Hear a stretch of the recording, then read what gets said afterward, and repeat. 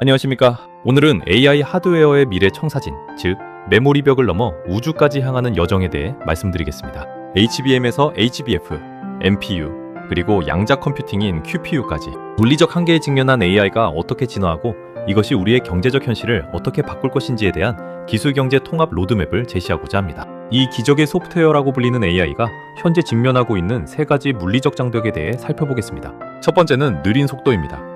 영상 생성 AI에 명령을 내리면 수분이 걸리는 경우가 많습니다. 처리해야 할 데이터는 폭증하지만 연산과 메모리 사이의 속도가 따라가지 못해 심각한 병목 현상이 발생하고 있죠. 두 번째는 전력과 비용 문제입니다. AI 모델 한 번의 학습과 구동에 천문학적인 전기가 소모됩니다. 이는 비용을 감당할 수 있는 소수의 국가와 빅테크만이 생존할 수 있는 구조를 만들고 있습니다. 마지막 세 번째는 바로 환각 현상, 즉 할루시네이션입니다. AI가 거짓말을 하는 가장 큰 이유는 방대한 과거 맥락을 모두 기억할 메모리 공간이 부족하기 때문입니다. 결국 AI 지능의 한계는 연산력이 아닌 메모리 병목이 결정한다고 볼 수 있습니다. 사용자의 프롬프트, 참고 문헌, 개인화 데이터 등 AI가 처리해야 할 정보는 끊임없이 늘어납니다. 거짓말을 줄이고 나만의 에이전트, 즉 에이젠티크 AI가 되려면 AI는 저의 과거 맥락을 모두 쥐고 있어야 합니다.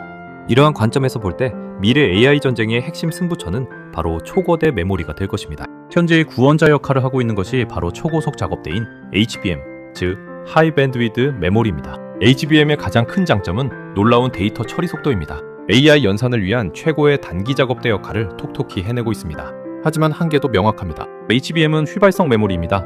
전원을 끄면 기억이 모두 날아가 버리며 공간, 즉 용량을 무한정 늘릴 수 없다는 물리적 한계에 직면해 있습니다. 이러한 HBM의 한계를 보완하며 다가올 혁신으로 주목받는 것이 바로 거대한 개인 도서관 역할을 할 HBF, 하이 밴드위드 플래시입니다. HBF는 비휘발성 장기 기억 장치로 전원을 꺼도 개인의 취향, 과거 기록, 그리고 영상이나 음성과 같은 멀티모달 데이터를 영구히 기억합니다. 이는 2027년에서 2028년경 상용화될 것으로 예상됩니다.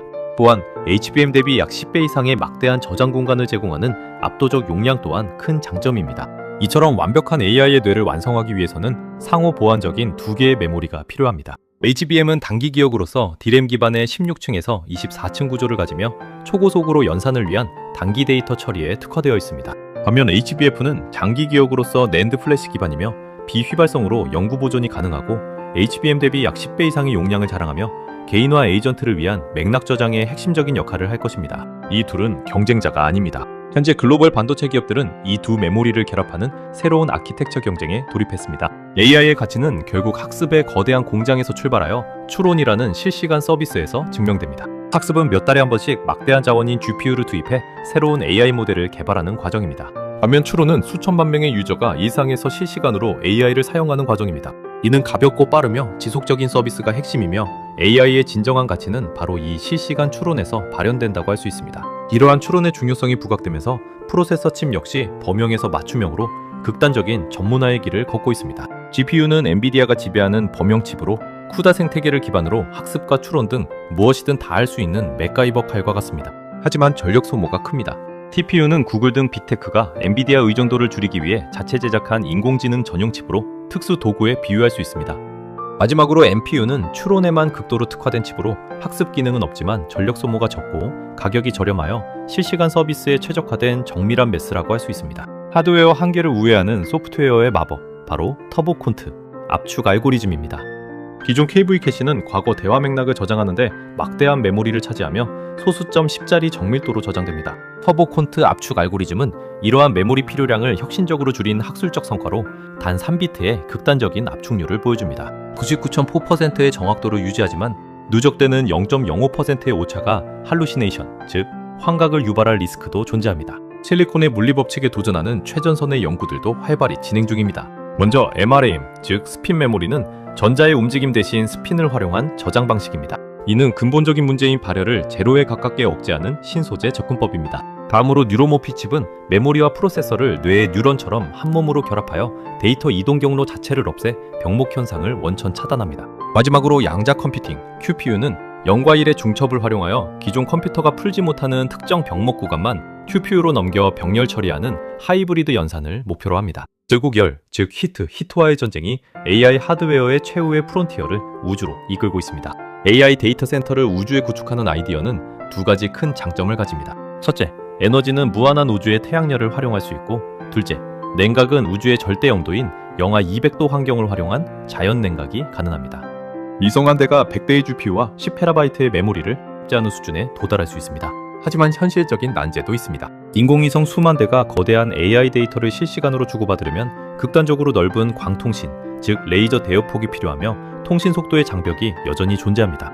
AI 물리적 한계 돌파를 위한 10년의 여정을 종합 로드맵으로 정리했습니다. 현재는 GPU와 HBM의 절대적 지배 속에서 전력, 발열, 메모리 부족이라는 삼중고에 직면해 있습니다. 가까운 미래, 즉 2에서 3년 내에는 HBF, 즉 장기 기억의 상용화, NPU, 즉 추론 전용 칩의 대중화, 그리고 소프트웨어 최적화 기술 도입을 통해 개인화 에이전트 AI가 도약할 것입니다.